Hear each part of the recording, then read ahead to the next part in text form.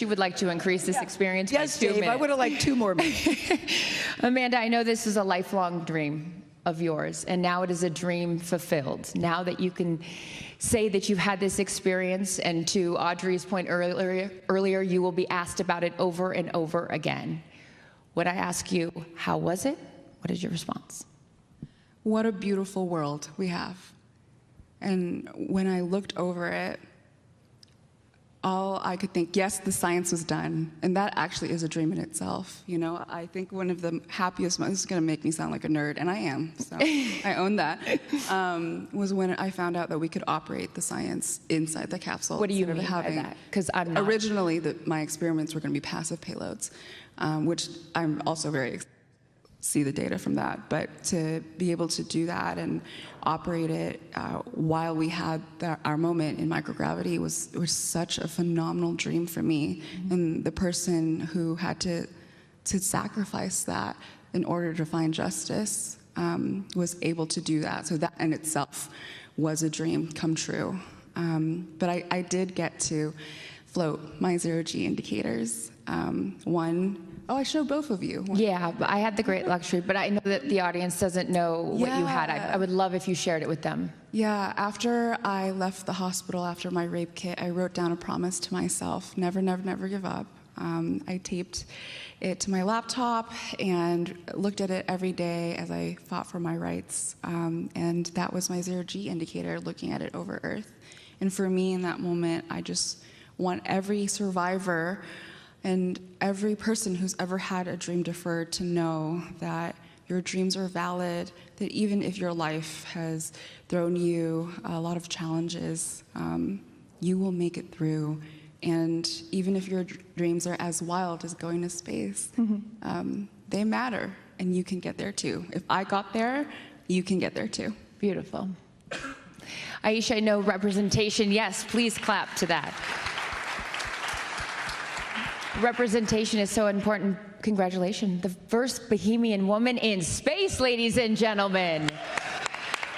And we saw on that short video, which I also would like to be 2 minutes longer because I want to see everything that was going on up there. You had your flag. Explain and expand upon the importance of representation for you up there. In 1961, when Alan Shepard was launched, we know where he left from. But do you know where he landed? He landed in Grand Bahama. Mm. And today I had an opportunity to be on a flight that mimicked that trajectory and allowed me to carry the legacy of my grandfather, who came from Exuma, Bahama, which was my call sign on this trip. And I carried the flag of the Bahamas as a powerful reminder of the past, the present, and the future of space. And your grandfather was here today. Yes, he is. He's right there. Where is he? Where is he? There he is. There he is. 92 years young. Thank you for being here. You must be so proud. All right, I would love to open it up now to the press for some questions, and I know that appropriately enough, the first question comes from CBS Outlet. Hey everyone, I'm Mark Strassman with CBS News. Congratulations to all of you. Welcome home. Gayle, I want to direct this question to you, but anybody else can answer it. So after all the anxiety and preparation and prayer and meditation and training, what about this flight surprised you, and would you do it again? What surprised me? I got a little lightheaded, Mark, when I was coming back. I thought, am I going to pass out from the zero Gs? I actually thought about that. Then I thought, I can't, and I didn't. So that surprised me. But the thing is, I can't stress enough how well prepared we were. The training, we did it over and over and over again. We prepared for if there's a fire, if everything doesn't go according to plan. Which, by the way, you guys should know, Blue Origin has backup after backup after backup after backup. So I was very grateful for that. But we were so well trained and so well prepared. I wasn't really surprised by anything. We were all expecting the noises that we heard. We were all expecting a little bit of a vibration when the parachutes deployed and they yanked you back up and brought you back down. So we were very, very, very well prepared. So that wasn't what got to me. what got to me was how calm I felt, because I really was, I can't stress enough, guys, how terrified I was. But I can't, it was so calming to me, and it was so peaceful. And you know, the guy that drove me this morning, his name is Tony. I fell in love with Tony. He's from Montana. He's 32 years old. And he said, it's so great that you get to do this. I said, really? You think it's great? He goes, no, it's great. I would do it, and if I could trade places with you right now, I would trade places with you right now. And I said, but what about the danger? Do you think about the danger? He said, the biscuit is worth the risk it. The biscuit is worth the risk it. And I went, well, okay, that's one way to look at it. I said, let me write that down, Tony, the biscuit is worth the risk it. And then he said, but you don't understand. He's done 4 missions. This was his 4th. He said, we've never had a mission like this. The energy is different. Everybody is so happy for you guys. And I said, why do you think that is? He said, because it's very empowering. He's 32. And I said, do you have a daughter? Is that why? He goes, nope, I don't have any children. I'm living the bachelor life and enjoying it. But he said, it feels so empowering, and it has a specific reason that I find myself empowered by what you all are doing. Says this 32-year-old young white guy to me. Yeah. And I was so blown away by that, his sincerity of that, and what this meant to him. So I think, Mark, I'm taken aback by the number of people that have been encouraged and inspired by what we're doing. You know, I've heard people say, oh, okay, you guys are going up on an 11-minute ride, which, by the way, I resent the word ride. There was nothing about a ride. This is a frickin' flight. This is a frickin' journey. That was not a ride. It was not a joy ride. Yes, please applaud for that. And so I'm blown away by the people that are really, we've had some cranky Yankees and haters. I've heard you. I'm not going to let you steal our joy. But most people are really excited and cheering us on, and realize what this mission means to young women, young girls, and boys too. A historic moment. Yes. Historic moment. The first ever, very rarely in your life do you get to be a part of something for the first time. The first ever all-female crew. And I know you guys are so appreciative of all the incredible women who have come before you, but the first ever all-female crew is worth accentuating over and over again. So congratulations to you guys on that. As we look out here into the audience for another question. Okay, yes. Hi, everyone. Emma Hinchliff with Fortune. Kerianne, I'm curious if film and television of space has lived up to what you saw, and if you have any ideas for a movie. Oh, that's a good one. Thank you. Thanks for that question. This all came about kind of quickly for me, the way that the mission unfolded, the training leading up to it. And so I didn't really have a lot of energy to think about how I would put a film together for this, nor prepare for it. I really wanted to be in the moment. I wanted to live this with my crew. But I do believe women are underrepresented in many industries. Equity in male-dominant industries is not getting any better any sooner.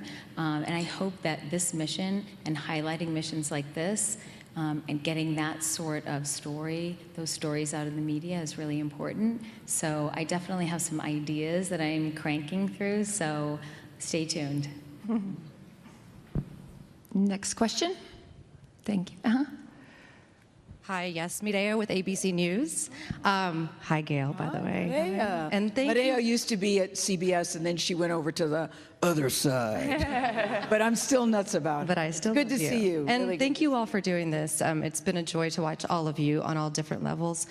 You all mentioned after coming out of the capsule that there was this moment of connection, not just with each other, but with the earth and maybe a higher being even. Katy, my question is for you. How are you hoping that this moment affects change for other people moving forward? I hope they can see the unity that we modeled and replicate that, and understand that we weren't just taking up space, we were making space for the future. And for me, like Gayle said, this wasn't a ride. It wasn't a destination. It was a journey, and it was a supernatural one. And my journey has always been about love and belonging, and I think that we have all felt that sometimes we weren't worthy or we didn't belong in certain ways, no matter all the accolades, no matter all the studying, no matter anything. And I think today we all said it, like, we belong here. Mm-hmm. This is where we belong, and we feel very sure of that. So I think that you'll never know the amount of love that you have inside of you to give and to receive until the day you launch, because you're leaving all the love behind and you're surrendering and you're hoping that you get another chance to love them again. And so when you come back down, you're like, oh, I get another chance and I'm gonna do it. Oh my God, now I'm crying. Okay, very well said. Very well said. It's beautiful. Next question. Hi there, Ed Lavandera with CNN. Glad to see you guys all safely back on the ground. Us too, Ed. Lauren, this is a question for you. You spoke after the flight how you'd hope that people watching would see this as a possibility, an opportunity, I'm paraphrasing, but something that would be accessible to, I presumed you mentioned just average people across the country. But the fact is, this isn't accessible for millions and millions of people. Do you envision that this would be something that, you know, it'd be like flying from El Paso to Dallas for $200 on Southwest Airlines? Well, you know, I always revert back to the barnstorming era. And I don't know if you guys remember, that's when the Wright brothers first started flight. I mean, they never envisioned at that time that there would be 747s taking hundreds of people across the country. And so, yes, I think one of Blue's missions is to have that happen. You know, their other mission is for the benefit of Earth. They want to put all of heavy industry on Earth, and it may seem fantastical now in space. Sorry, I'm still like coming down from this. Yes, put of all heavy industry in space, and it may seem really fantastical now, but I know Jeff.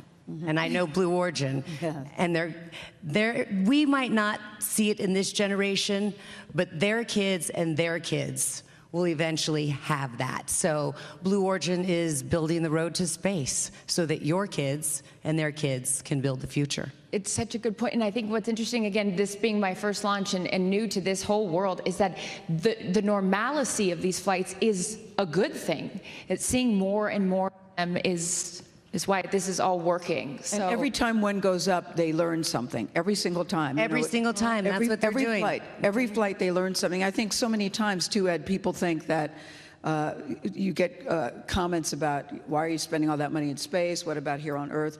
And to me, it's not a either or, it's a both and. And I think both things can be done. It's not a zero-sum game. Mm-hmm. And I think the more people, I was one of those people, actually. Well, I spent a lot of money on that. And then you get involved and you start listening and you start learning and you start seeing what goes into doing this and what comes out of it. I think you'll feel differently about it. Today on the webcast, I thought it's worth mentioning, and I'm not sure if she's here or if she wants me to call her out, but Kristen Fisher was with me today. Both her parents are astronauts. There she is. Her mother was the first mother in space, right there. Her mother, Kristen, was 15 months old, and her mom went up in 1984, and Kristen was only 15 months old. And everyone said, you're crazy for leaving your 15-month-old baby back here. And that was in 1984. And think now we sit here, as we just witnessed, the 11th human flight on Blue Origin, and we have mothers, and we have a grandmother that went to space. So seeing the frequency in which this is happening speaks to, I think, again, I'm new here, so I'm not trying to be the expert. Just observation as now a fan, because I would encourage anyone that has never been here, like me, prior to today, come here and see what they're doing. It is awe-inspiring, and it's motivating, and it makes me emotional. But I do think it's tough, though, when you talk about mothers. I mean, I'm a grandmother, because in the back of your mind, you know there's a risk, Clarissa. You do know that. And I, at one point, had started writing a letter to favorite son, Will, and favorite daughter, Kirby, and Oprah. Those are my 3 kitchen cabinet. And I was going to leave it on my kitchen counter saying, many things that I wanted to say. And then I started writing, I don't even want to put that in the universe. I don't want to put that in the universe. I want to go in this thinking that I'm going to return with all my body parts, and that I can do everything that I said I wanted to do. But you can't help on some level think about it. Sure. And I'm not a risk taker, but I do believe when a mission is this big and you're working with the company that I can't tell you how safe I felt with these people here. When you know that I think this flight, I guess what I'm trying to say, is so much bigger than us sitting on this stage. We all know that. This is great and wonderful, but we all know it's so much bigger than what we just did today, and bigger than all of us. And going back out in the world outside of here and telling everybody your story. You guys are all storytellers. In the audience, I know we have another question. Hi, this is Brian from People. I'll stand up. Sorry.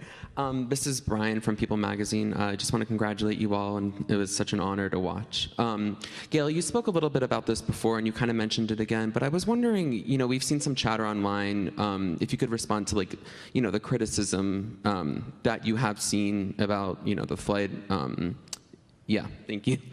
Well, this is what I feel, Brian. I feel anybody that's criticizing doesn't really understand what is happening here. And we've all heard it, and we were even all talking about that. And I hope that they will do a deep dive into what this represents. We can all speak to the response we're getting from young women, from young girls, about what this represents. So, I made reference to it being a ride. This is really a lot of work, what went into getting us up and getting us down. Thousands Lauren, and thousands. You should pick up on this. I'll take it a little bit.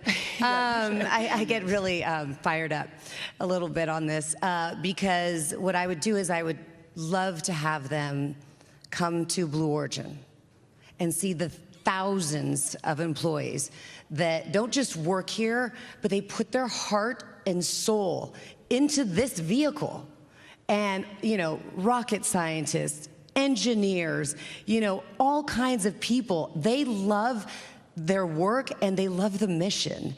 And it's a big deal for them. So when we hear comments like that, I just say, trust me, come with me, I'll show you what this is about. Yep. And it's really eye-opening. Even when I see the rockets, I've seen it, a bunch of times.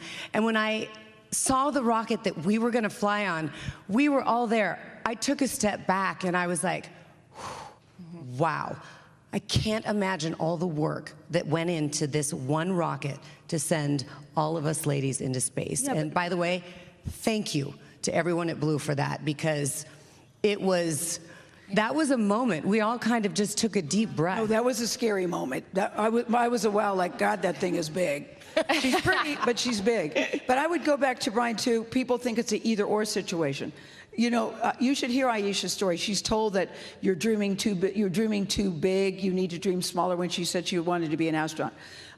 Amanda is a sexual assault survivor who had to choose between pursuing justice or going into a space program, and now they're both sitting here. I mean, you look at these, I don't have to tell your story. You should say, no, Aisha, you should say when people say, I want to tap in here, criticism. Brian, because I wish those who were criticizing the mission could read the messages in my inbox. There you go.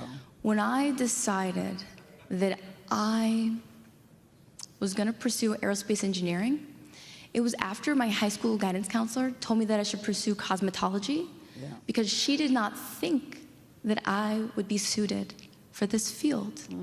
I went from pre-algebra in community college to 2 degrees in aerospace engineering to working for NASA to being able to sit on the stage and say it is bigger than the criticism. She's a rocket scientist, just saying. I am seeing boys and girls around the world say, I am inspired, and I see myself in this crew. We all are no stranger to watching Star Trek, and what did they have? They had artists, they had musicians, they had journalists. They had all people on the crew, because we need all of us. And when I look at this stage, and I'm sitting with these incredible women, we advance science today. More people are going to be able to do meaningful research with Blue Origin because we collected data. And it wasn't just plant biology. We studied human physiology. We contributed to the knowledge base of what people know about women. We flight qualified hardware so that more people could use our hardware to fly. It is bigger than the criticism. We are inspiring the world right now. Any other questions, Brian? Or Brian was like, yeah, it's actually the person next to me's question. I just asked it, so. Brian, I'm a People magazine subscriber. We hear your question. We hear your question. I also want to point out that we had a female crew member 7 who did Sarah. Yes. Where is Sarah? You had 2 crew member 7s, yeah. Exhaustedly and wonderfully and Patiently. Very patient. Trained us and prepared us for every possible situation. We also had a lead capsule communications person. She was amazing as well, and so I think Jeff is also, working toward equity in the workplace, and that is also a good message here too. Next question. Hi, all. My name is Samuel Maude from Elle. It's good to see you all again, and thank you so much for doing that beautiful cover for us. We're really so happy with how it turned out. My question is for Katy, and you mentioned that you sang What a Wonderful World up in the capsule, and I wanted to hear from you if you knew you were going to sing that song before and why you picked that song. Well, I don't know if any other pop stars have been to space, but I thought I wasn't sure if I was going to sing or if I wasn't, because I just wanted to honor my fellow astronauts and just, hold the space in space. But I did come around to just singing a little bit of What a Wonderful World. And I didn't pick one of my songs because, again, it's not about me. It's about the collective, and it's about the view that we get to see, that we're humbled by, and how wonderful our world is. And so I just thought that was very apropos. And I was singing that song years ago and had no idea I'd take a little snippet of it. What did you all start thinking when she started singing that? Were you just like, oh my gosh? It was great, Carissa, because we'd been asking during every rehearsal, Sam, this is why this is such a good question. During every rehearsal, we said, Katy, you got to sing something. You have to. We were begging her. Firework or roar to the moon and the stars? You got to sing something. She goes, actually, I don't. She did tell us that. We were like, what? She said, actually, I don't. So when she started singing, weren't you guys all surprised when she started singing? I stopped talking. Yes. Just listen. Well, and I can say this as your friend, that takes a lot. And I love you. That's true. I love you so much, I can say that. So you definitely left a mark. And Katy, the perfect song, too. It was so beautiful. No one wanted to join in, which we might have done if you had sang Roar or Firework. But no one wanted to join in because her voice was so beautiful singing What a Wonderful World as we're coming back down. It was quite a moment. Beautiful. Next question. Hi, Eva Monterrey with NBC Telemundo. Congratulations, everyone. Katy, you sung about being strong, about roaring and rising up. But during liftoff, with the rockets shaking beneath you, did you feel that powerful, or did you feel overwhelmed or fearful? And if you would like your daughter to go to space? Oh, that's a good one. Since Daisy's been 3, she's always been like, Mommy, I want to touch the moon. And after we got back, I got to give her a big hug just now. And then she just looks at me and she goes, what are we doing today, Mom? I was like, you can have your iPad.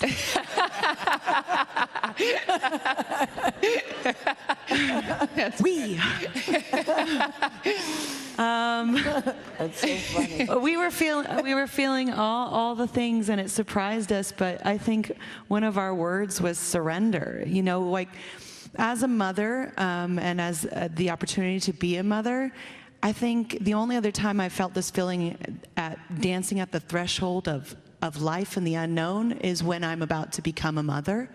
And it is like, just take over, take the wheel. Yeah.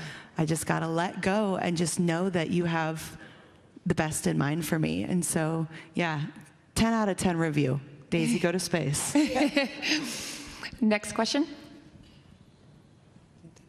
That's it? Okay. All right, you guys. Can we give it up one more time for the newest astronauts? here at Blue Origin, a historic mission. I have to say, what an honor it has been to be in your guys' presence the last few days. Congratulations on achieving your dreams, on even living out dreams you didn't even know that you had, and now going back out into the world to tell your stories. So congratulations, you guys. Thank you, Carissa. Thank you.